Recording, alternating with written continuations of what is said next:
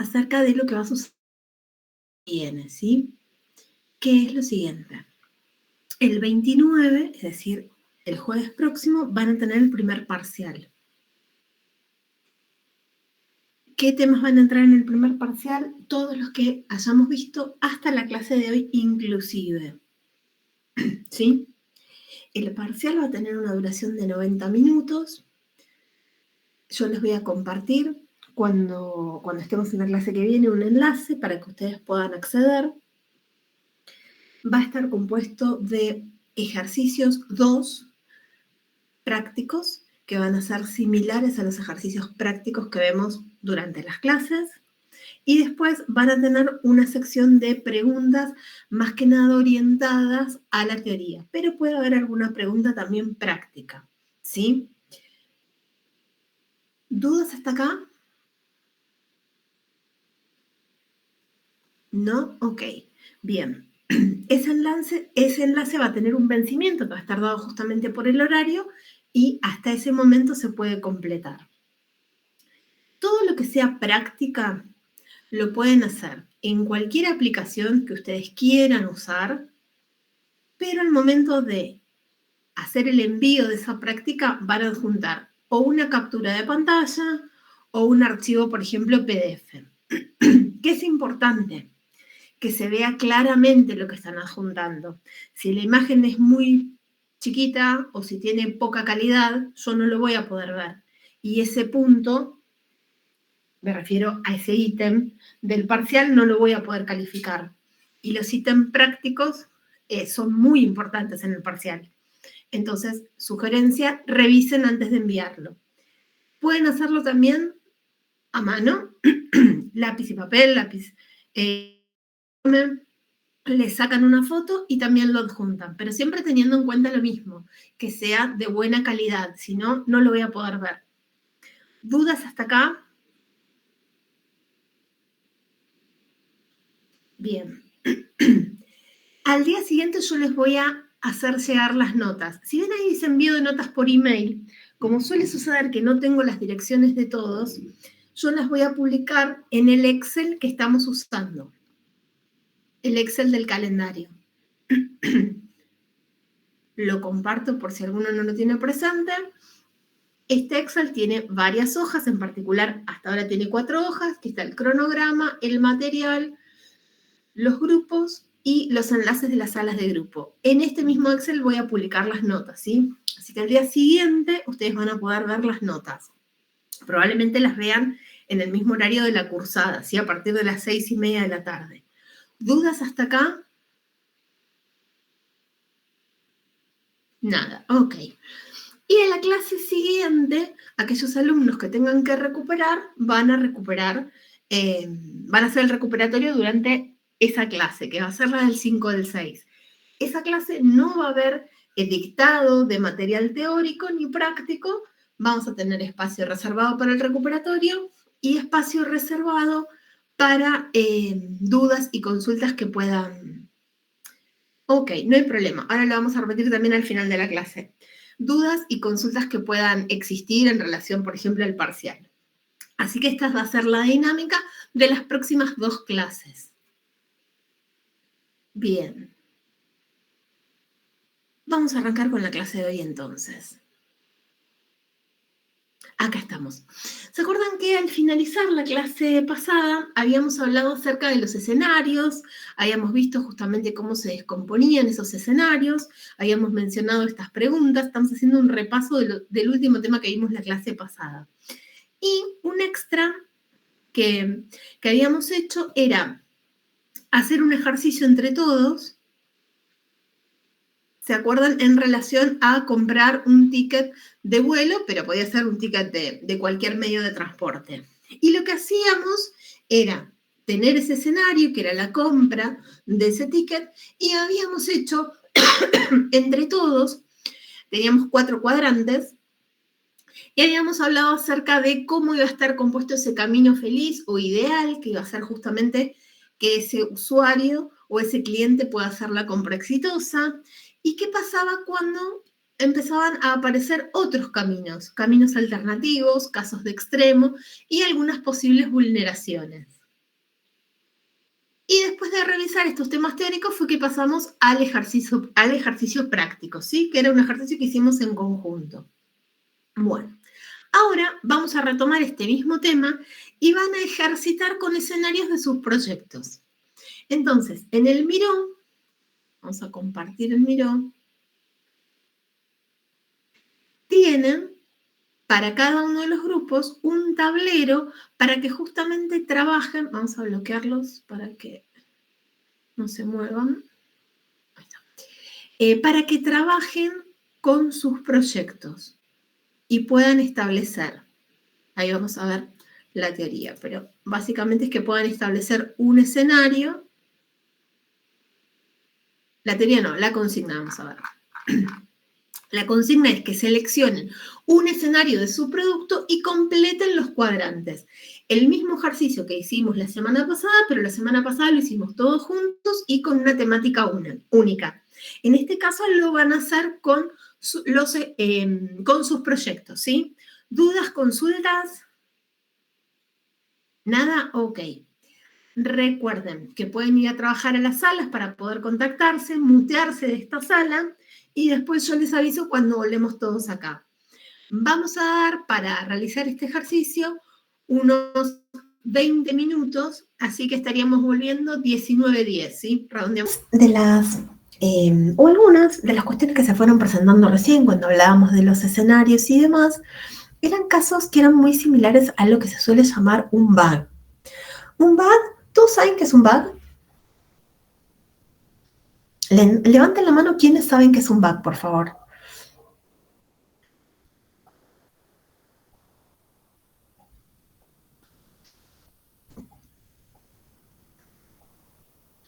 Minuto final de votación, ok.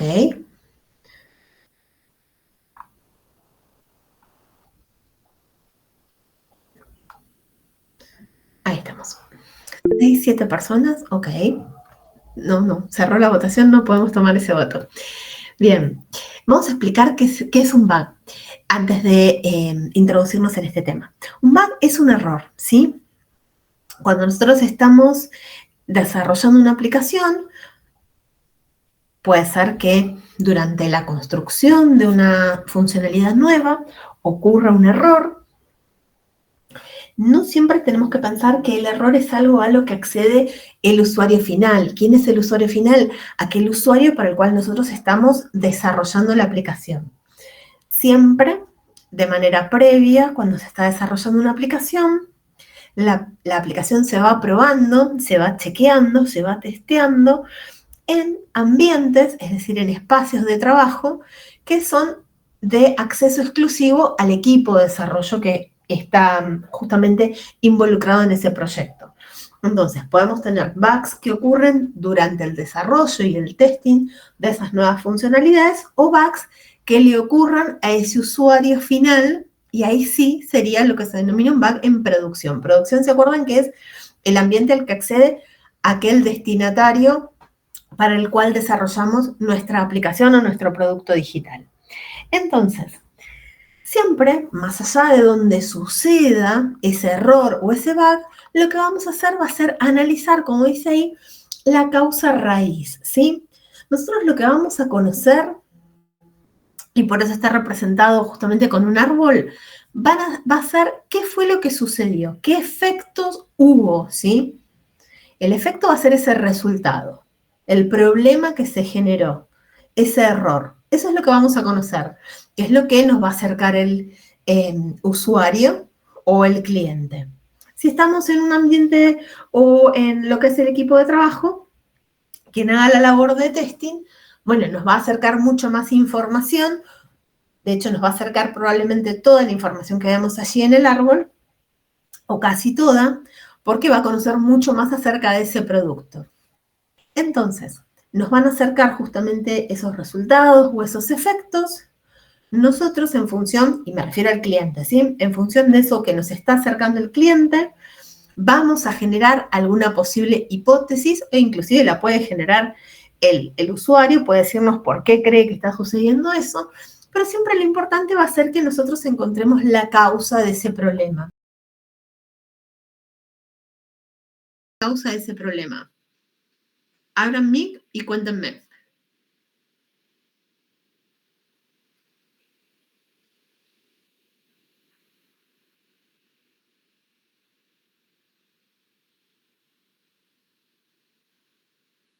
¿Alguna idea?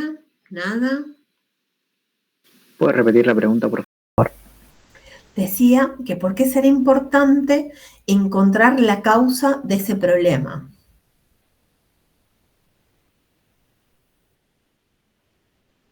Ok, bien.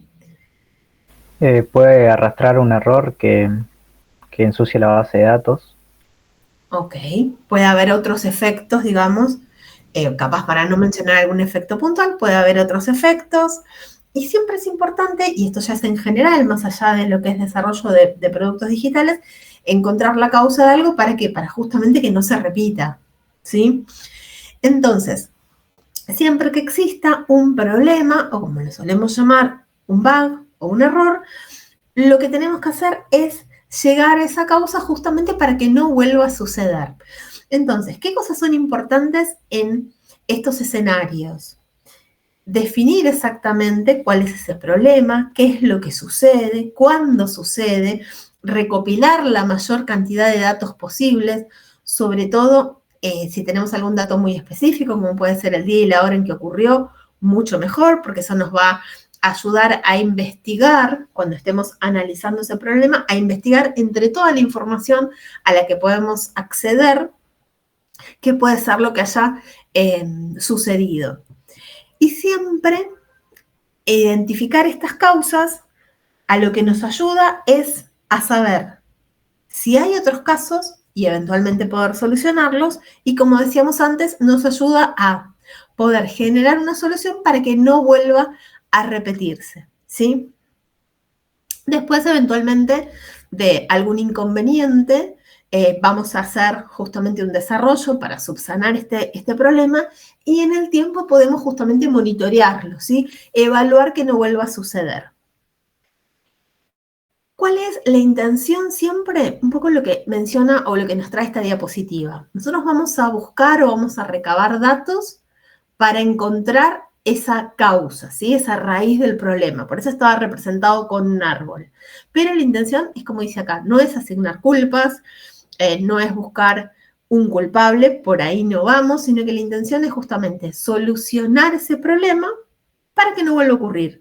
Y si hubiese otros casos, también eventualmente solucionarlo. Y tener en cuenta esta mirada que nos acerca acá a la diapo, que no necesariamente es una sola la causa por la cual se origina este inconveniente, puede haber múltiples causas y que no solo pueden ser cuestiones relacionadas con nuestro producto digital, sino que también pueden ser algunas cuestiones ajenas, ¿sí? Puede ser que si nosotros tenemos alguna integración con otro producto, podamos tener algún inconveniente allí. Repasando un poco todo lo que estuvimos viendo en todas estas clases, fuimos viendo diferentes hitos que íbamos justamente realizando para empezar a construir y desarrollar lo que sería un producto digital, ¿sí?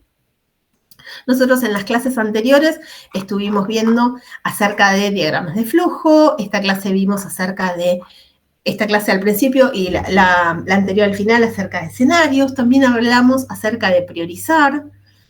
No sé si me estoy olvidando algún tema más que vimos, a ver, déjenme repasar.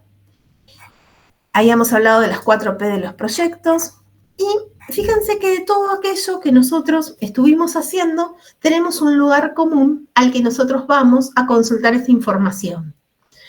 Y de hecho, a algún grupo le mencioné que, en relación a una definición que estaba tomando, que la dejara por allí anotada para justamente no olvidarse y si en el tiempo vuelven a este ejercicio puntualmente de los escenarios, recuerden de qué se trataba cuando habían mencionado un punto en particular. Y esto tiene un poco relación con justamente la respuesta a esta pregunta. ¿Qué es lo importante en todo este proceso de relevamiento, de análisis de requisitos? Siempre va a ser importante documentar, ¿sí? Porque justamente el documentar nos va a ayudar a poder volver a ese momento, poder conocer cuáles eran los criterios, cuáles eran las validaciones, cuáles fueron las consideraciones que se tuvieron en cuenta al momento de analizar una situación específica, ¿sí? De quienes estén en el equipo, vamos a poder volver o conocer cuáles fueron los contextos y todo lo que nos aportó en ese momento, cuáles fueron todas las decisiones que se aportaron y toda la información que se aportó en ese momento para desarrollar una funcionalidad tal como la vemos en ese momento desarrollada. Bueno, acá un poco más de justamente por qué documentamos. Y esto que mencionábamos recién, acerca de tener justamente toda esta información, también nos acompaña al momento de transferir conocimiento. Normalmente en los equipos de desarrollo existen rotaciones, no necesariamente que se vayan de compañía, digo, pueden cambiar de proyectos y demás, entonces toda la documentación siempre nos va a ayudar a transferir ese conocimiento. Nos ayuda también a esto que mencioné en primer punto, tener continuidad y trazabilidad, es decir, poder conocer por qué se tomó una decisión y si esa decisión en el tiempo cambió, o sea, conocer por qué se tomó una decisión nos ayuda a la trazabilidad. Y la continuidad, ¿por qué? Porque después, viendo los diferentes cambios que se hicieron a lo largo del tiempo, vamos a poder conocer por qué llegamos a este punto. Y después, estos dos puntos que tenemos al final, nos aseguran las definiciones, porque sabemos todos cuál es la definición en relación a algo, porque vamos y la buscamos y para todos es algo común. Y después nos clarifica el momento de realizar acciones o tareas, porque todos tenemos en claro justamente qué es lo que tenemos que hacer. Algunas cuestiones extras relacionadas justamente con la documentación es que documentar no es algo que es secundario, ¿sí? No es algo que hay que hacer a lo último, sino que es un proceso constante. Y como dice ahí el segundo punto, que hay que actualizarla. Y menciona actualizarla de forma integral. Sí, justamente porque muchas veces desarrollamos una funcionalidad, a lo largo del tiempo va cambiando y no es cambiar solo pedacitos de esa documentación, sino tener en cuenta el todo para que sea algo justamente que sirva como material de consulta y que no sea algo que tiene pedazos de información y que no nos sirve en el todo. Y por eso es importante esto que menciona el tercer punto, el simplificar el mantenimiento de la documentación. Siempre es mejor que todo esté en un solo lugar y que no esté en varios lugares a la vez. ¿Por qué? Porque al momento de actualizar algo tenemos que ir a todos esos varios lugares. En cambio, si está en un solo lugar, vamos y modificamos solo ese punto, ese lugar o esa documentación. Y por último, esto que dice de la documentación debe estar disponible. Un poco lo que hablábamos antes.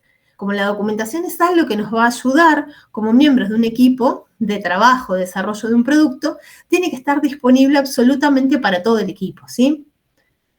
Bien.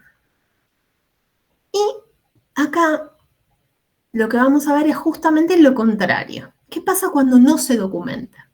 Bueno, cuando no se documenta o cuando no hay documentación o la que hay está incompleta, vamos a tener que hacer algún proceso de lo que se llama ingeniería inversa, que es justamente ir, en muchos casos, al código y revisar qué es lo que se está haciendo para justamente desandar pasos y llegar a construir esa documentación funcional que tendría que haber estado al principio siempre de todo lo que vamos desarrollando. Vamos a, por ejemplo, consultar información técnica, si es que hay información técnica. Lo que suele haber también a veces es que hay documentación marginal. ¿Qué significa esto? Que algunos miembros, por ejemplo, de una compañía, tienen cierta documentación y que puede estar desperdigada en mails y todo aquello que se les ocurra, con lo cual es mucho más difícil recabar toda esa información y por eso, acá este punto fundamental, que cuando no hay documentación, es más que importante darle un espacio, planificar justamente ese tiempo para generar esa documentación. Porque el que no la hace, que no la siga viendo, lo único que va a originar es más problemas. ¿Por qué?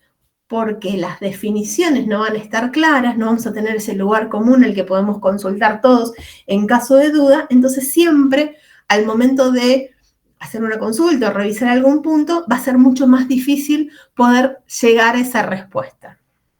¿Dudas hasta acá? Ok, seguimos. Bien, ¿qué tenemos en cuanto a documentación funcional y la relación, digamos, con las metodologías? Nosotros habíamos hablado que teníamos metodologías ágiles y metodologías cascada o tradicionales. En ambos casos vamos a usar una matriz de requerimiento, que es justamente todo este inicio o la puerta de entrada de todo lo que nosotros vamos a desarrollar. Vamos a tener descripciones funcionales. Lo que va a variar es justamente cómo se va a llegar a esa descripción funcional. Recuerden que en el caso de cascada, primero hay toda una etapa de generación de esos requerimientos, de ese análisis, de la creación de justamente las descripciones o la documentación funcional. Y en el caso de metodologías ágiles, estamos constantemente revisando qué es lo que vamos a generar y en ese momento también estamos constantemente documentando. En el caso de las metodologías ágiles, vamos a tener las épicas y las historias de usuario. Y en el caso de cascada, las descripciones funcionales por módulo y los casos de uso. Bien, hablábamos hace un ratito de la matriz funcional. Bueno, justamente, ¿para qué nos sirve esa matriz funcional? Para lo que tenemos acá en esta diapo. Nosotros siempre nos vamos a plantear un objetivo, ¿sí? En relación a esos requerimientos. Probablemente vamos a cubrir un objetivo con la realización o el desarrollo de varios requerimientos. Entonces, esta matriz nos permite justamente darle una trazabilidad a todos esos requerimientos que van a cumplir con un objetivo y es mucho más fácil no solo poder darle seguimiento, sino validar o mostrar esa completitud, el check en ese objetivo. Este objetivo está cumplido porque se desarrollaron todos estos requerimientos que estaban relacionados con estas funcionalidades. Entonces, y acá vamos al segundo punto, esto nos permite seguir justamente los objetivos y los requerimientos y tener claridad, porque a la matriz de requerimientos también podemos todos consultarla. ¿Y qué sucede? Nosotros tenemos objetivos, esos objetivos normalmente son realizar algunas funcionalidades, cumplir con algunos requerimientos y no son estáticos. Sobre todo si estamos en metodologías ágiles, no están escritos en piedra, con lo cual pueden ir evolucionando, pueden ir cambiando. Y una de las cosas que también se va a visualizar en esta matriz es justamente el impacto de esos cambios. Y además, como dijimos recién, para cumplir con un objetivo, probablemente vayamos a cumplir con una sumatoria, con un conjunto de requerimientos, podemos ir viendo los avances parciales. Acá tenemos un listado del contenido que habitualmente puede tener una matriz de requerimientos, ¿sí? Nada, identificador del requerimiento, que puede ser un código o puede ser un número, el tipo de requerimiento, que por ejemplo puede ser un requerimiento de negocio, de sistema, de calidad, un montón de tipos de requerimiento que van a ser aquellos que pautemos en el proyecto o en la organización para la que trabajemos. Después fíjense que tenemos una clasificación del requerimiento, ¿sí? Y acá va de la mano un poco también de lo que hablábamos antes, de cuáles van a ser las buenas prácticas en ese proyecto o en esa compañía en la que trabajemos. Acá, por ejemplo, se menciona módulo, funcionalidad, proceso, pero puede variar. Vamos a tener una criticidad, una prioridad, la descripción y, si lo hubiera, casos de usuario o historias de usuario asociadas justamente a este ítem que estemos viendo. Acá tenemos un ejemplo de lo que es una matriz de requerimiento, un poco lo que hablábamos recién. Y si nos vamos puntualmente a lo que son las metodologías tradicionales o en cascada, es lo que hablábamos recién. Vamos a tener matriz de requerimientos, descripciones funcionales y casos de uso. Esto es lo habitual o lo que indica la teoría, podríamos decir. Después podemos tener variaciones dependiendo de cada proyecto y de cada compañía, ¿sí? En particular, los casos de uso siempre se van a centrar, ahora vamos a ver un ejemplo de un caso de uso, ahora vamos a ver las partes y demás, en cómo se hace un proceso, ¿sí? Cómo el usuario hace un proceso. Entonces, siempre lo que va a tener un caso de uso va a ser esa explicación en secuencia de todos los pasos que va a cumplimentar ese usuario. Llamémoslo como lo llamemos, pero que va a cumplimentar ese usuario. Un poco lo que dice acá, permite visualizar los pasos, permite visualizar los actores, es decir, vamos a conocer qué usuario o qué grupos de usuarios están accionando en esa situación. Justamente algo que también nos permite los casos de uso por esta descripción del paso a paso es ver el impacto de un cambio que podamos practicar porque tenemos ese paso a paso y ese paso a paso nos permite justamente tener una comprensión integral del sistema, de la aplicación o del producto digital. Dice sistema porque normalmente se usa para, como decíamos, para metodologías tradicionales. Entonces, en los casos de uso vamos a identificar a los actores, es decir, saber quiénes son los usuarios que van a participar. Vamos a tener condiciones que van a ocurrir antes y condiciones que van a ocurrir después, estas pre y post, justamente que se dé ese caso de uso, esos pasos que mencionábamos. Vamos a tener una descripción funcional de los flujos alternativos. Fíjense que acá lo empezamos a relacionar un poco con lo que estábamos viendo hace un ratito de escenarios. Vamos a indicar dependencias porque eventualmente este caso de uso podría relacionarse con otro caso de uso. Entonces no vamos a relatar todo el otro caso de uso otra vez, sino que vamos a marcar esa relación de dependencia. Se va a describir justamente ese flujo principal, por eso hablábamos del paso a paso para cubrir justamente ese caso. Y normalmente toda la información que se va a requerir desde el inicio, toda la información que va a ser relevante, va a estar en ese caso de uso. No el dato, sino la información que se va a requerir, ¿sí? Tenemos un ejemplo de una plantilla de casos de uso. Vuelvo a decirles, es un ejemplo. Entonces, fíjense que tenemos algo de lo que hablábamos recién. Precondiciones, la secuencia de los pasos, excepciones, poscondiciones, quién es el usuario o el actor que justamente está realizando todo este caso. Representado, en este caso, en esta plantilla, en este template. ¿Dudas hasta acá? Ok, seguimos. Bien. Entonces, fíjense que acá tenemos una guía rápida de cómo se escriben los casos de uso. Fíjense detalles. Descripción funcional completa, ¿sí? Descripción clara y extensa. Se identifican los pasos y se clarifican las entradas y las salidas de datos. Y una mención particular, sin actores no hay inicio. O sea, siempre vamos a tener a alguien que está realizando este caso. Esta es una guía rápida de todo aquello que vamos a tener en cuenta al momento de escribir un caso de uso.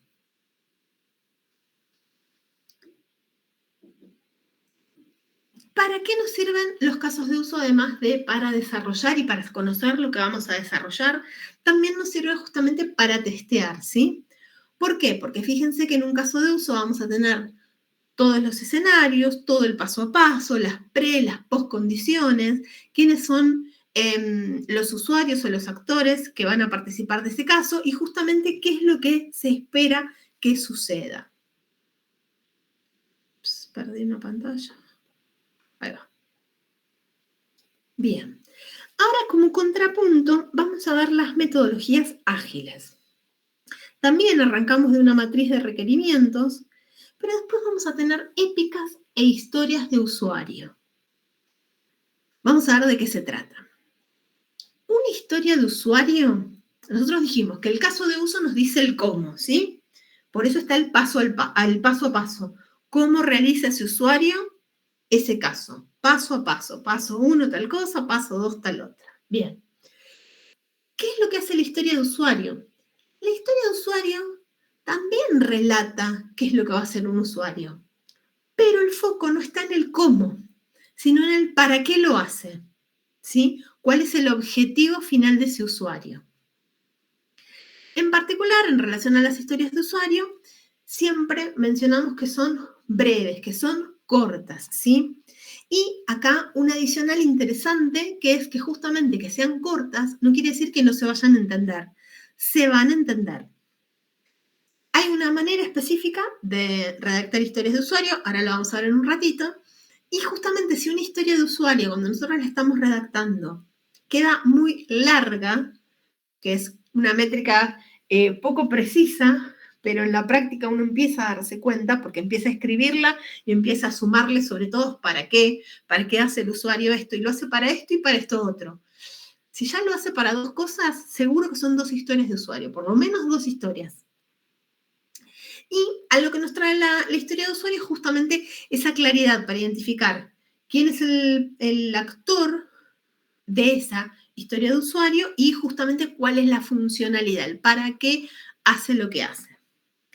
Entonces, en contrapunto a los casos de uso que veíamos recién, las historias de usuario nos van a identificar quién lo hace. De hecho, la forma de redactar la historia de usuario en las primeras palabras nos dice quién es la persona o quién es el usuario que está accionando. Después, siempre es saludable, digo, y esta parte que mencionábamos recién de quién es la persona que está actuando, lo va a decir en la descripción de la historia de usuario, que es uno de los puntos que estamos mencionando acá. Después, siempre es saludable que tenga un nombre esa historia. Más allá de la historia en sí, tener un nombre de esa historia. Poder identificarla de alguna manera, darle, como dice ahí, prioridad.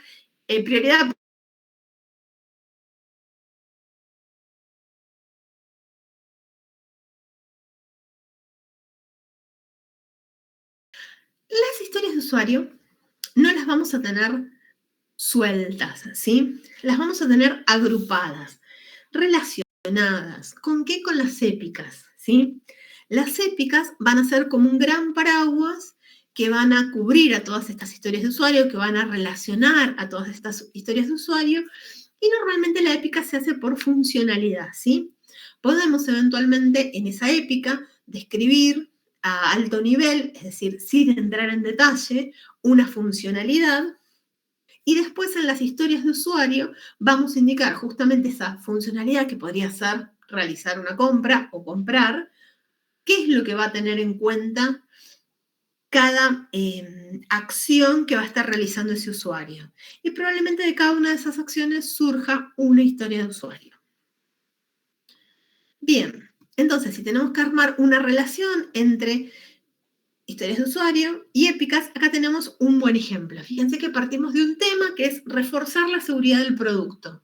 Genérico. Después ese tema contiene una iniciativa que es mejorar el sistema de protección de datos. O sea, dentro de lo que es reforzar la seguridad del producto, vamos a hacer una iniciativa, podemos hacer varias, una en particular va a ser esta, que dentro va a tener esta épica, que es implementar el doble factor de acceso en 3 meses. Puede haber otras épicas. Estamos viendo una, ¿sí? Fíjense que vamos haciendo doble clic, ¿sí? Zoom in sería. Esta épica puede contener una o más historias. En este caso vemos una, que es activar la verificación en 2 pasos. Y para poder cumplir con esta historia, vamos a tener varias tareas que van a ser justamente las que se va a distribuir el equipo de desarrollo. Y en este caso dice integrarse con credenciales de Google. Esta es un poco la relación desde que tenemos la intención de hacer algo, que sería como el tema, hasta que llegamos a la tarea que es específicamente hacer esa labor.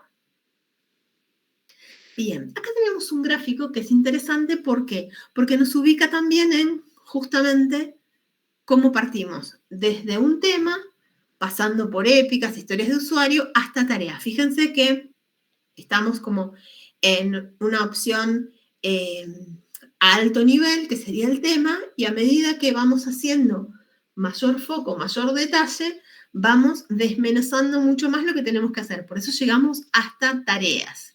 Y después está relacionado ahí con la visión, la pila del producto y demás, que eso después lo vamos a ver, pero es interesante que tengan presente este gráfico.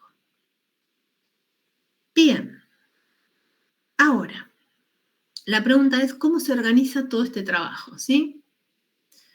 Entonces, ¿qué es lo que siempre vamos a tener en cuenta? Varias cosas de las que venimos hablando al momento de trabajar. La visión, que ustedes estuvieron trabajando en la visión, las reglas de negocio, que va a ser justamente lo que queremos que se cumpla, o viéndolo en la contraria, lo que no queremos que suceda, y la técnica de priorización. ¿Cómo se va a priorizar? Que también estuvieron trabajando en relación a todo lo que eran priorizaciones.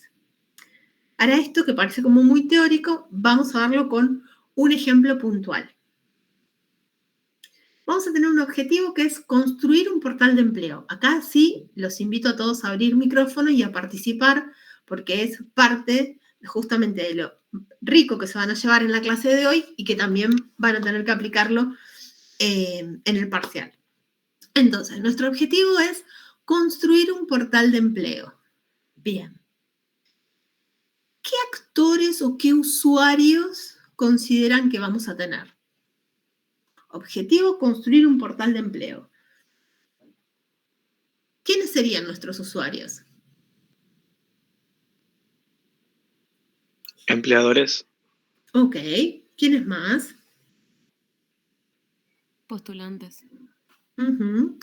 ¿Quiénes más?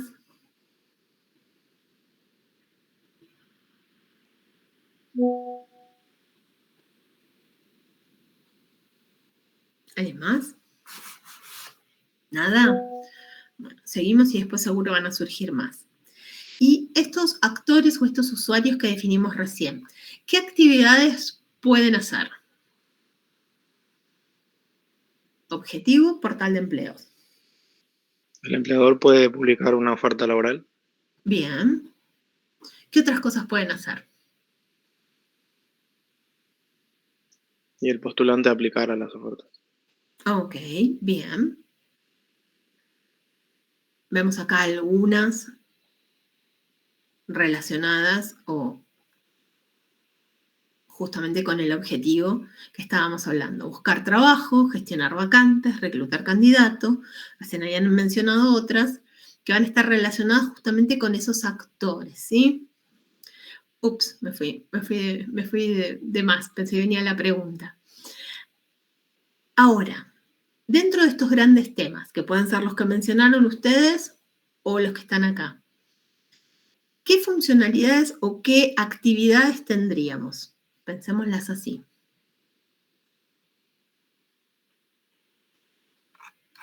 Ahí les dejo estos grandes temas como para que las pensemos.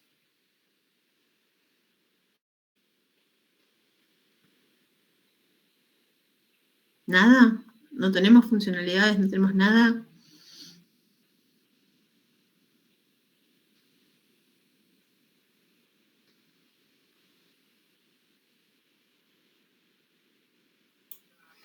Poder loguearse como postulante o como empresa. Ok. ¿Qué pasa cuando una persona busca un trabajo y lo encuentra? ¿Qué podría ser? Aplicar. Ok. ¿Y qué necesitaría, por ejemplo, para aplicar? ¿Qué es lo típico que uno hace para aplicar? Llenar un formulario. Puede ser. ¿Y si no? Subir un ¿Algo CV. más barato? Ok, ahí vamos por un camino más económico. Y si esa búsqueda no nos da lo que estábamos esperando, ¿qué podríamos hacer?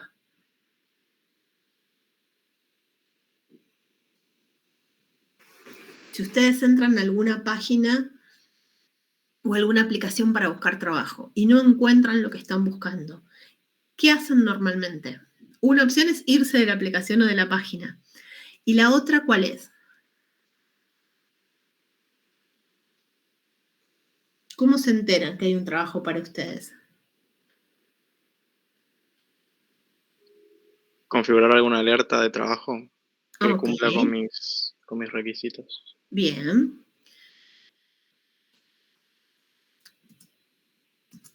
Esperen que perdí la pantalla. Ahora estamos. Ahí va. Entonces acá fíjense que ya empezamos a tener un mayor nivel de detalle de justamente lo que veníamos hablando recién. Un nivel más. Estamos como haciendo doble clic, ¿sí?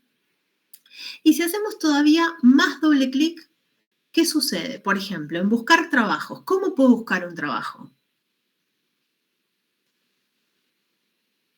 ¿Cómo busco un trabajo? Ok, rubro, ¿qué más? Bien, ok, bien. ¿Cómo puedo subir un CV?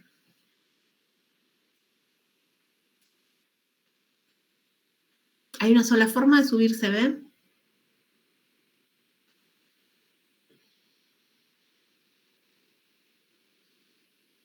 ¿Puede haber más de una? Seleccionando un archivo local. Ok, bien. ¿Qué más tenemos por acá? ¿Cómo se puede contactar a los candidatos?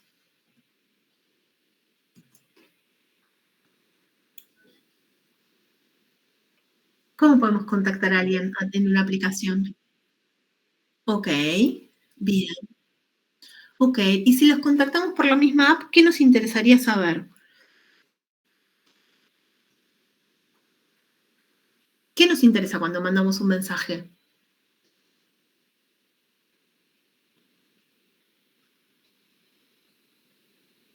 Piénsenlo en otra aplicación. ¿Qué les interesa cuando mandan un WhatsApp? ¿O qué no les interesa que suceda cuando les envían a ustedes un WhatsApp?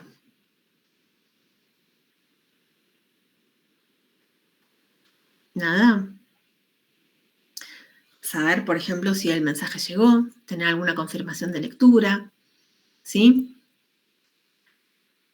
Bien. Fíjense que acá llegamos a tener un esquema como el que estábamos hablando recién. Vamos a hacer un clic más. ¿Les cambié a ustedes? Sí. Fíjense que este esquema que tenemos acá, tenemos épicas, historias y tareas. Y a su vez lo tenemos recuadrado, ese recuadro rojo nos indica qué tareas vamos a estar realizando en una primera entrega y cuáles en una segunda entrega.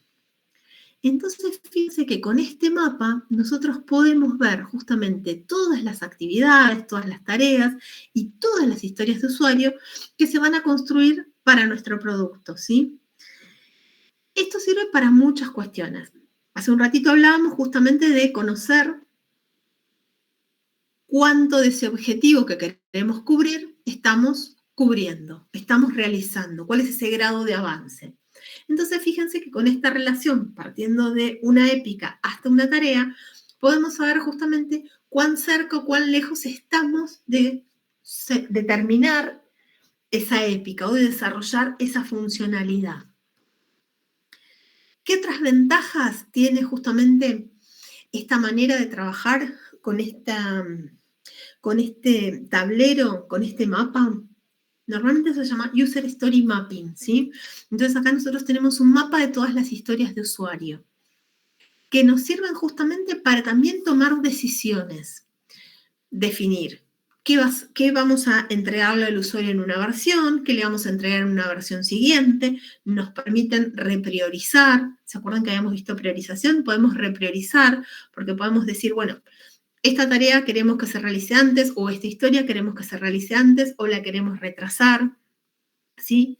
Nos permite justamente tener una visión general de ese producto que estamos desarrollando. ¿Dudas, consultas? ¿Nada? Bien. Seguimos entonces.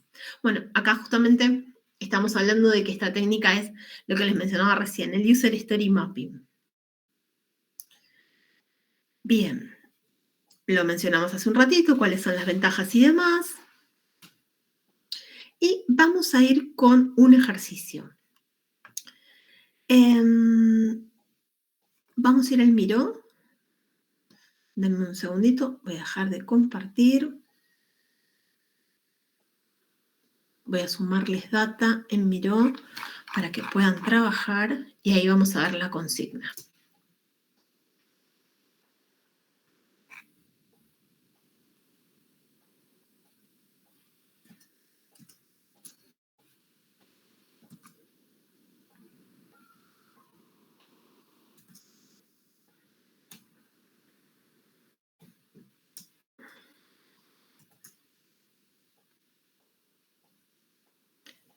Ahí se me pegó mal, esperen, que se pegó mal algo.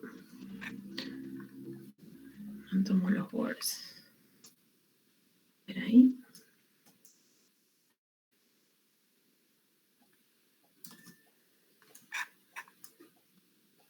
Bueno, Dame un minuto que por alguna razón no se está tomando completo. ¿Qué le pasa a esto? Ah, pego acá, pero...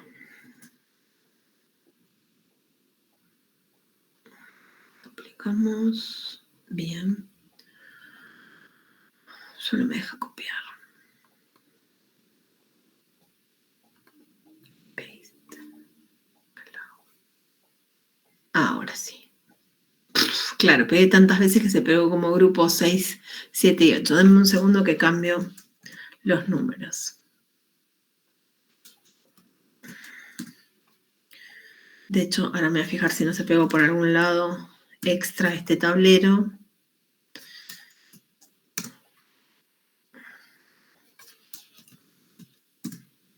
A ver. No, no se pegó por ningún lugar extra. Bien. Bueno, ¿me siguen todos en Miro? ¿Prefieren que comparta también por acá?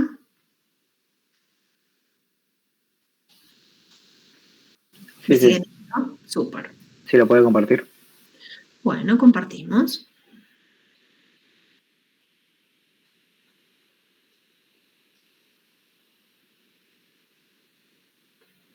Bien, acá estamos.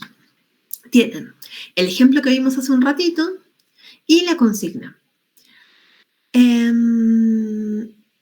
Crear por cada escenario, recién ustedes estuvieron trabajando con escenarios, ¿sí? Entonces, van a tomar ese escenario que estuvieron trabajando y para ese escenario van a crear 3 historias, ¿sí? Con sus correspondientes criterios de aceptación. Ahora les voy a poner la historia de ejemplo para que la tengan a mano, ¿sí? Entonces, ¿la intención cuál es? Que ustedes creen 3 historias con sus correspondientes criterios de aceptación. ¿Relacionadas a qué van a estar esas historias? Al escenario que habían elegido en el ejercicio anterior. ¿Sí? ¿Dudas hasta acá? ¿No? Ok, bien. Si bien ahí ya está el paso 2, lo vamos a ver después. Vamos a ir primero con el paso 1 y después avanzamos con el paso 2. Permítanme dejarles el ejemplo de una historia de usuario. Así lo tienen a mano.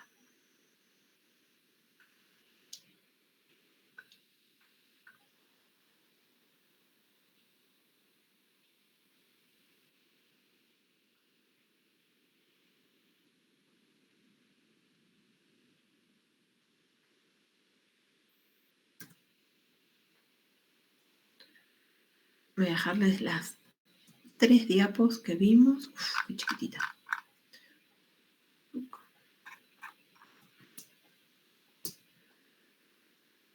Les voy a dejar una sola copia porque no es necesario que tengan una copia por grupo. Con que tengan una diapo están cubiertos.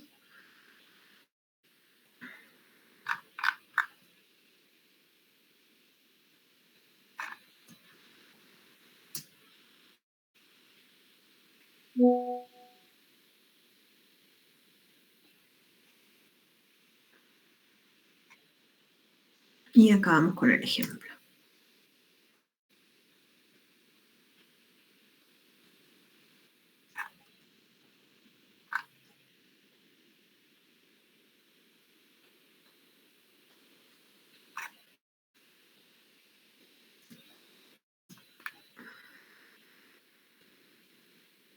Bien. ¿Dudas, consultas? ¿Ninguna? Ok. Trabajen en las salas de Meet porque yo paso por las salas de Meet. Y si no están ahí, perdemos tiempo hasta que todos se suman, ¿sí? Vamos a poner un tiempo para realizar esta actividad. Son 3 historias las que tienen que crear. Les va a llevar un poco de tiempo. Vamos a, inicialmente, dar un espacio de 20 minutos para que puedan trabajar. Después, si es necesario, lo extendemos. En ese sentido, ya saben que no hay inconveniente. Yo voy a estar pasando igual por los grupos, así que estaríamos volviendo más o menos y media. Igual les aviso, como hicimos en el ejercicio anterior, si lo extendemos y a qué hora volveríamos en caso de extenderlo. Bueno, nos vemos acá nuevamente 21:30. Tengan en cuenta cerrar estos mic y trabajar en las salas de cada grupo.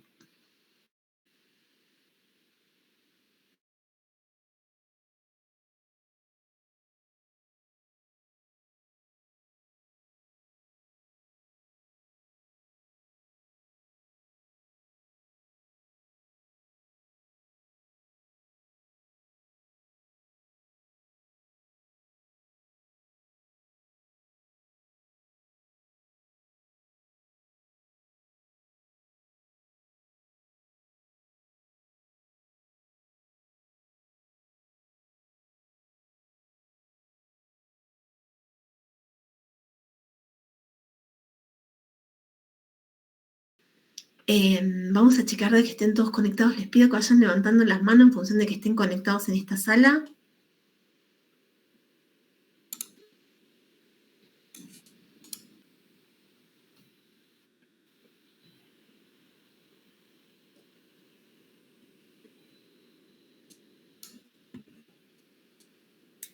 Ok, bien. Entiendo que tenemos 13 personas conectadas, 15 personas conectadas de un total de 19. Siempre es interesante estar presentes en la clase, sobre todo más en una clase antes del parcial. Así que si tienen alguna manera de decirle a los compañeros de sus mismos grupos que están conectados pero que no están presentes, que se conecten, sería genial por ellos, ¿sí? Bien, les comparto. No, esto es Miro. Acá estamos.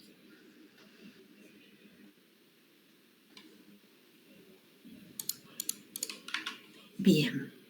Bueno, este es el ejercicio que habíamos hecho hace un ratito.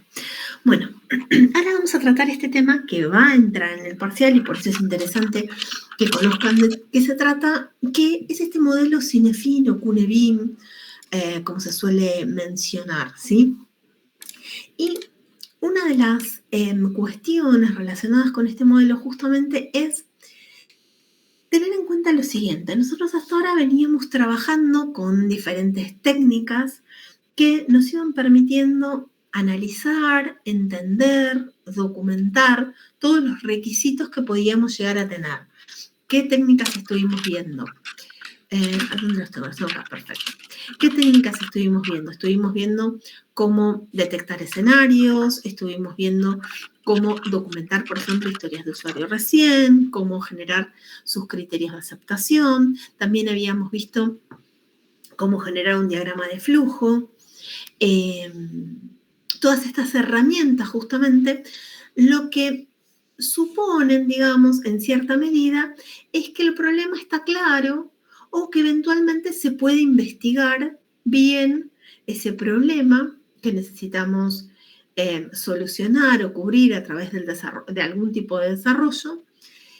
Entonces, todas estas herramientas nos van a ayudar justamente a poder cubrirlo. Entonces, volvemos a repasar. Tenemos los escenarios, habíamos mencionado casos de uso, tenemos también las 4P de proyectos que lo habíamos visto en clases previas, que también nos van a ayudar a planificar, definir el problema. Ahora, ¿qué pasa cuando no tenemos tanta certeza o tanta certidumbre de justamente el desarrollo que tenemos que realizar, ¿sí? O no tenemos tan en claro por dónde deberíamos empezar. Entonces, cuando eso sucede, entra en juego o es interesante tener en cuenta este modelo. Porque este modelo o este marco a lo que nos va a ayudar justamente a qué va a ser, a entender la naturaleza de los problemas, ¿sí? La naturaleza de esos problemas a los cuales nos vamos a enfrentar al momento de brindar una solución. Y este modelo lo que nos trae son estos contextos que ustedes ven acá. Claro o simple, complicado, complejo, desordenado y caótico, ¿sí? Entonces, vamos a ver estos modelos, vamos a ver teoría y vamos a ver también un ejercicio para ir entendiendo esta teoría. Porque si bien el tema es sencillo, quizás a veces puede ser un poco más complejo de internalizarlo. ¿Qué es el contexto? ¿Qué es el dominio simple? ¿Sí? Es un dominio donde las cosas están claras, ¿sí? Son evidentes. Hay una causa, hay un efecto, ¿sí? Y en función de eso vamos a realizar algo. Entonces, si pasa A, vamos a hacer B, ¿sí? Es algo simple. En estos casos, cuando tenemos justamente este dominio simple, es donde vamos a aplicar soluciones que son evidentes, que normalmente se conocen como las mejores prácticas. Les doy un ejemplo, y ahora vamos a hacer un ejercicio. Por ejemplo, si ustedes tuvieran que configurar una impresora, ¿no la conocen? Es una impresora que hay que configurarla, por ejemplo, en red, ¿Qué es lo que harían si no conocen la impresora, no saben cómo configurarla? Normalmente las impresoras traen un manual. Digo una impresora por mencionar algo. Podría ser cualquier dispositivo que necesitamos configurar. Bueno, normalmente traen un manual. Entonces, lo que haríamos, o lo que seguramente haríamos, sería remitirnos al manual, revisar cuáles son las indicaciones justamente que tiene ese manual y las seguiríamos para poder configurar esa impresora, ¿sí? Entonces, si pasa A, seguimos una serie de pasos para llegar a B. ¿Dudas hasta acá? ¿No? Denme un segundo que me tengo que quedar sin batería. Bien. Vamos a hacer un ejemplo.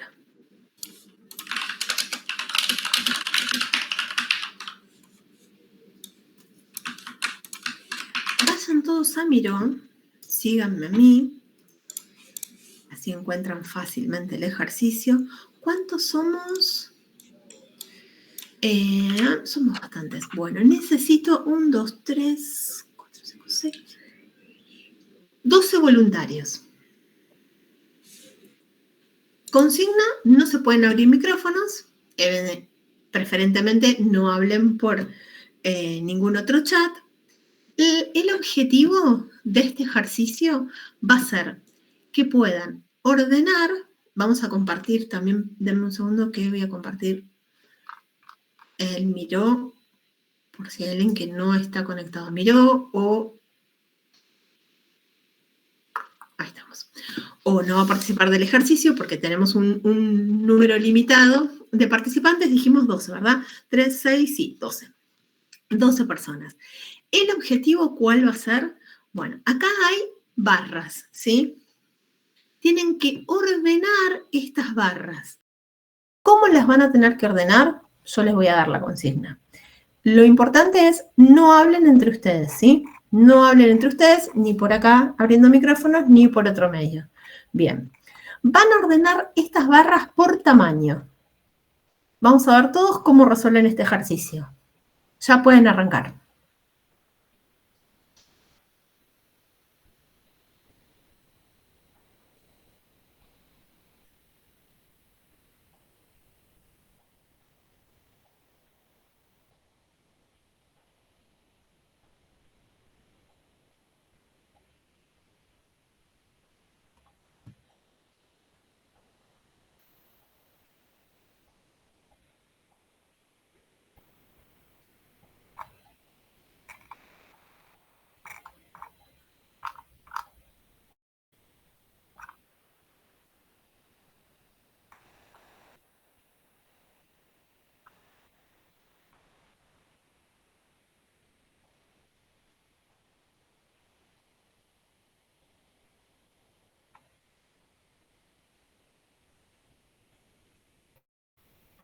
Bien. Fíjense lo que sucedió. ¿Cuál fue la consigna? Sin hablar, sin compartir información por ningún otro lado, porque para restringir mucho más el ejercicio, van a ordenar las barras, ¿se acuerdan que las barras estaban desordenadas? Las van a ordenar por tamaño. Podemos analizar algunas cuestiones extras. Yo no les dije cómo era ese tamaño, si era de mayor a menor o de menor a mayor. Pero por alguna razón, todos aquellos que participaron del ejercicio tomaron una decisión sin conectarse y las ordenaron de menor a mayor. Y podríamos decir que están ordenadas perfectas. ¿Alguien opina lo contrario? ¿Qué fue lo que sucedió? Tenían un escenario, tuvieron una instrucción y ¿qué siguieron? Siguieron una buena práctica, ordenarlas. Revisaron cuáles eran los tamaños, no se contactaron entre ustedes y sin embargo, siguiendo esa buena práctica lo pudieron hacer. ¿Por qué? Porque todos tenemos un estándar de justamente cómo realizar este ordenamiento, de mayor a menor o de menor a mayor, no importa, pero cómo se realiza el ordenamiento. Entonces no hubo dudas en relación a esto. Para poder hacer o para poder resolver este ejercicio, aplicaron una mejor práctica, que es una que todos conocían, pero no se contactaron entre ustedes para poder hacerla. ¿Dudas hasta acá? ¿No? Ok. Volvemos a la diapo. Esperen que los perdí, acá estamos. Y comparto esta. Perfecto, ahí estamos. Bien. Me tengo que retirar, nos vemos. Julián, no hay problema. Te hago una pregunta antes de que te vayas.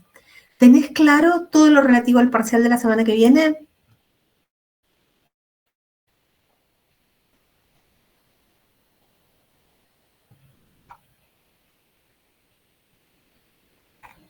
Julián.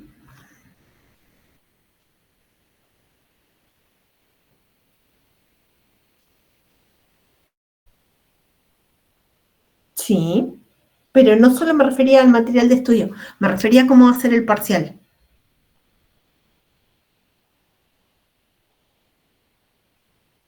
Abrí Mic, así es más fácil. Van a ser 2 ejercicios prácticos y el resto teórico, ¿no?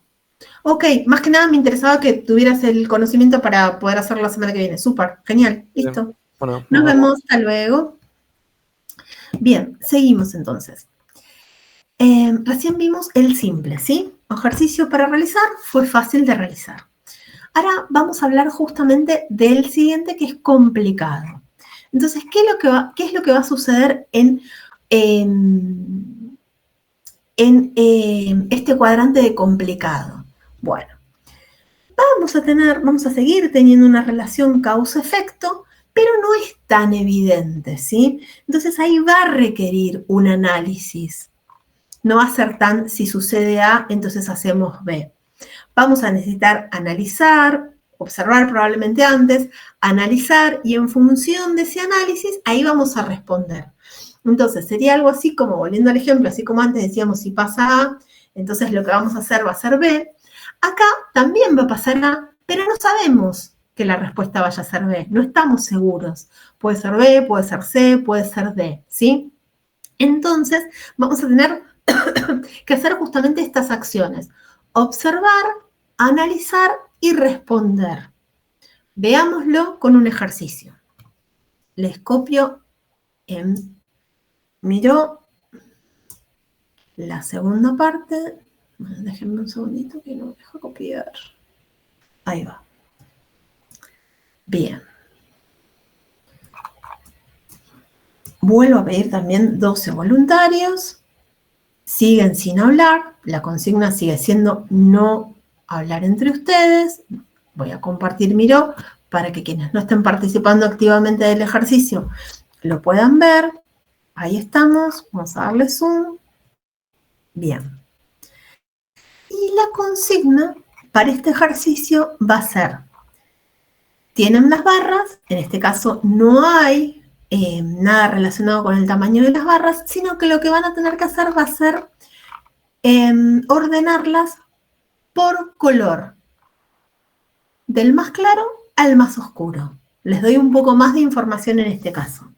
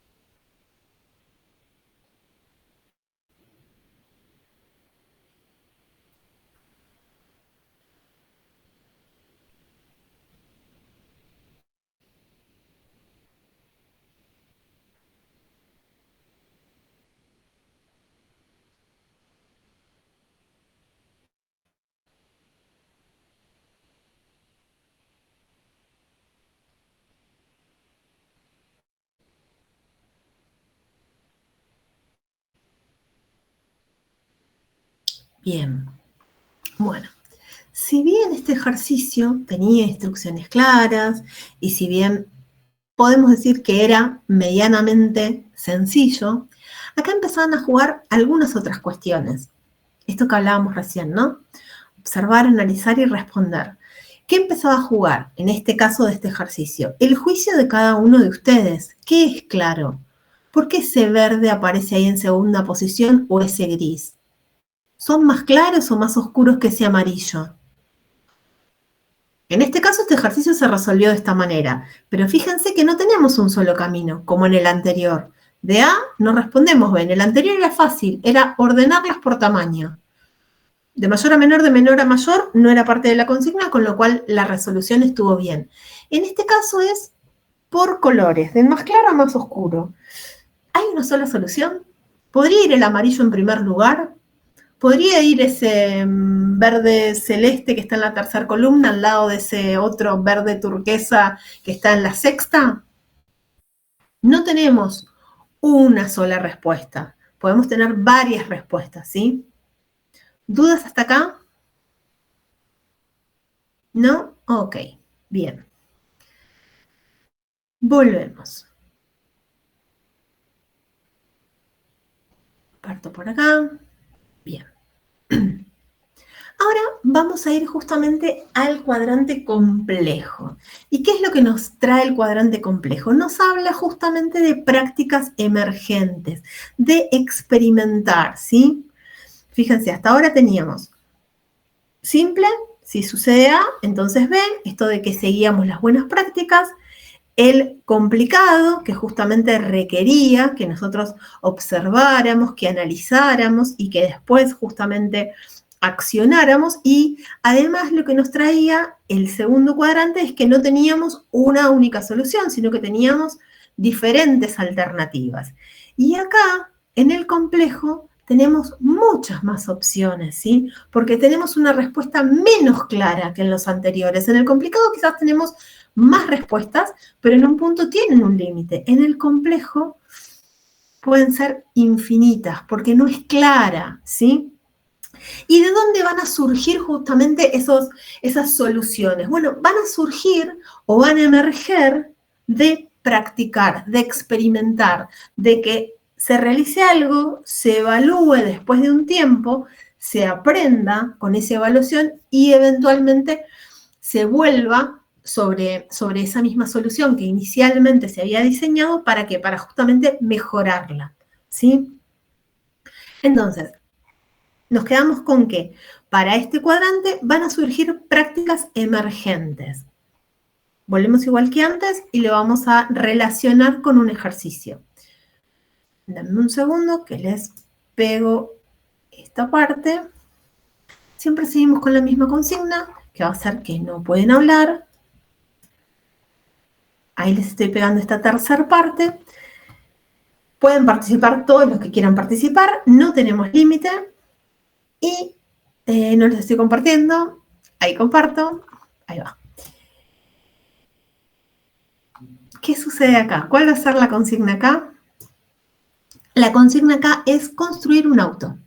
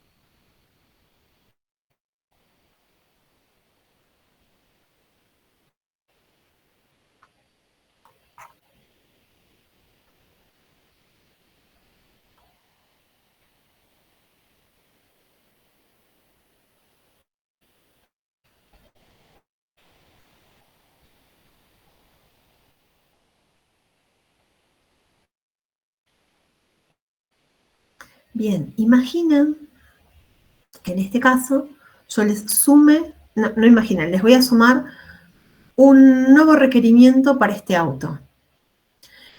Quiero que tenga una antena.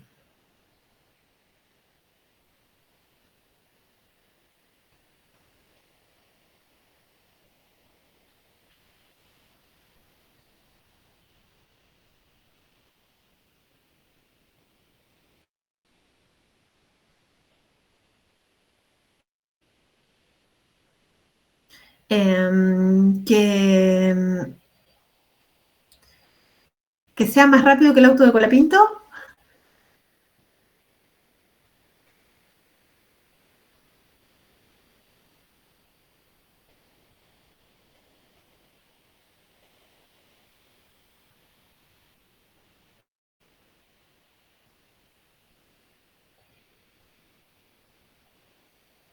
Ok, ahí se fueron agregando algunas cosas.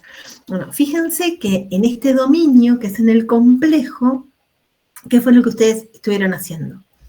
Primero, no tenían un único camino para resolverlo, entonces no era simple. Tampoco tenían caminos acotados. Entonces lo que fueron haciendo fue probar. Fueron probando, fueron observando, y yo de este lado, en función a lo que me iban presentando, les iba agregando algunas variaciones justamente para que puedan realizar este ejercicio. Siempre como limitante teníamos el que no se podían contactar entre ustedes, pero algo como para tener en cuenta siempre dentro del dominio complejo es que acá vamos a tener mucha experimentación y siempre va a haber una retroalimentación. Fíjense, por ejemplo, tomaron el diagrama de nubecitas y a mí me suena el caño de escape y ese es el humo que sale por el caño de escape. No sé si es así, es una interpretación que hice yo. Después en algún momento yo les dije de agregar una antena y agregaron ahí algo que crecía por el aparentemente techo que tenía este auto. Digo aparentemente porque es una interpretación mía, ¿sí?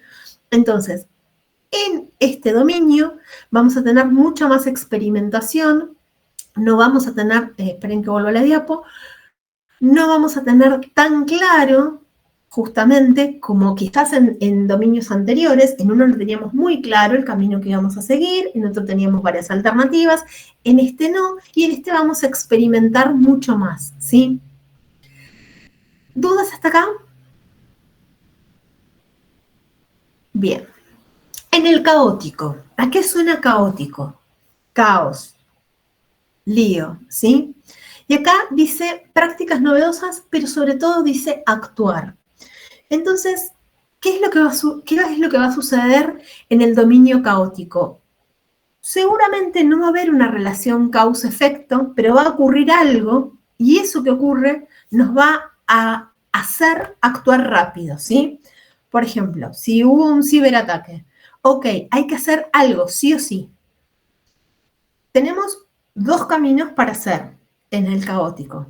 Para resolver la emergencia, en el ya, el actuar ya, esa acción inmediata, ¿sí? Para solucionar ese problema que está ocurriendo. Y después, eventualmente, se analiza lo que sucedió en otros tiempos, con calma, seguramente, con pausa, y se ve justamente qué es lo que se puede mejorar para que no vuelva a ocurrir esa situación, ¿sí? Entonces, lo primero que se va a hacer en el terreno caótico va a ser actuar. Y después va a haber una instancia para justamente repasar o revisar esa situación y ver justamente qué acciones o qué medidas se pueden tomar para que no vuelva a ocurrir. Esto suena a riesgos. Nosotros, cuando estamos trabajando en un proyecto, podemos tener riesgos. Muchas veces esos riesgos nosotros los listamos, de hecho, es lo que debiéramos hacer. Tendríamos que tener detectados esos riesgos, tendríamos que tener un plan para justamente saber cómo vamos a actuar si alguno de esos riesgos ocurre. También tendríamos que tener acciones para monitorear que esos riesgos no sucedan. Y si suceden, rápidamente hay que actuar. Hay que actuar como hayamos pautado para ese riesgo, preferentemente. Si no, igual hay que actuar aunque no lo tengamos escrito al cómo lo vamos a hacer. Pero después vamos a volver sobre esa situación, la vamos a analizar y vamos a justamente ver qué medidas podemos implementar a futuro para que eso no vuelva a suceder, para que ese incidente no vuelva a ocurrir. Bien, para este ya no tenemos ejercicio. Y después tenemos el dominio del desorden, que es ese justamente que está en el centro, que es un dominio en el cual no tenemos en claro justamente cómo clasificar ese problema dentro de los otros 4 dominios, y por eso va a estar allí, en el desorden. ¿Cuál es la salida para algo que estamos clasificando como en el dominio del desorden? O sea, ¿cómo lo vamos a enfocar? ¿Cómo lo vamos a tratar? Vamos a intentar dividir el problema, ¿sí? Dividirlo en partes. ¿Para qué? Porque esas partes van a ser más fácilmente llevadas adelante, más fácilmente manejadas, ¿sí? Entonces, al dividirlo en partes, lo que vamos a poder hacer va a ser categorizarlas en los otros dominios, en los 4 que vimos recién. Al categorizarlas en los 4 dominios, vamos a saber justamente cómo podemos abordar ese problema. Entonces, aquellos problemas que justamente clasificamos en el dominio del desorden, los vamos a particionar para poder resolverlo con las prácticas que vimos recién de los otros cuadrantes. ¿Dudas hasta acá? ¿Consultas? Nada, ok. Bien, hicimos la dinámica y quiero ver tema siguiente. Ok, no, después les voy a dejar el link a este videito que también explica lo mismo que vimos recién. Hasta acá llegamos con la clase de hoy. Quiero repasar. ¿Dudas hasta acá? ¿Alguna pregunta? ¿No? Ok. Quiero repasar. Súper, gracias, Cristian.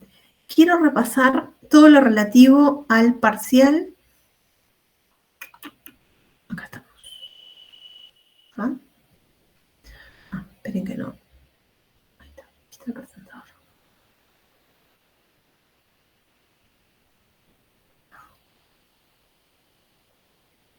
Bien, acá estamos. Primer parcial, jueves que viene, 29 de mayo. Va a durar 90 minutos, hasta las 20:10. El parcial va a estar compuesto de 2 ejercicios prácticos que se realizan de manera individual y preguntas que van a ser del tipo de seleccionar la respuesta correcta, verdadero o falso, elegir alguna otra opción, pero no van a ser normalmente para escribir ningún tipo de definición ni nada por el estilo. Eventualmente pueden llevar de la mano un justificar su respuesta, tanto los prácticos como las preguntas teóricas. Cuando finalizan el parcial, antes, los ejercicios prácticos, los ejercicios prácticos los pueden resolver de 2 maneras. Con aplicaciones, la que ustedes quieran usar. Si usan Miro, tengan en cuenta no hacerlo en el grupo nuestro, porque si no, tengan en cuenta que es versión gratuita, nos quedamos sin tableros para trabajar en la clase. Pueden resolverlos con cualquier aplicación que ustedes quieran, la que sea, pero después, al parcial, lo que tienen que subir es la captura. La captura o eventualmente un PDF. ¿Qué tienen que tener en cuenta? Que se vea claramente haciendo zoom. Si no se ve claramente, ese ejercicio yo no lo puedo evaluar, con lo cual ese puntaje no les va a sumar. No les va a restar, pero tampoco les va a sumar. También lo pueden resolver a mano, lo pueden resolver escribiéndolo, les sacan una foto, también chequean que se vea bien y lo pueden subir al formulario del parcial. Al día siguiente van a tener las notas publicadas, donde en el mismo Excel que venimos usando para todo lo relativo a esta materia. ¿Qué temas entran? Todos los temas vistos hasta hoy. ¿Qué va a suceder la clase siguiente, que es la del 5 de junio? Va a ser la instancia de recuperatorio. Y también es un espacio que reservamos para cualquier duda, cualquier pregunta o cualquier consulta relacionada con el parcial. Ese día no va a haber clase teórica, con lo cual solo se van a presentar los alumnos que tengan que recuperar. ¿Dudas, consultas?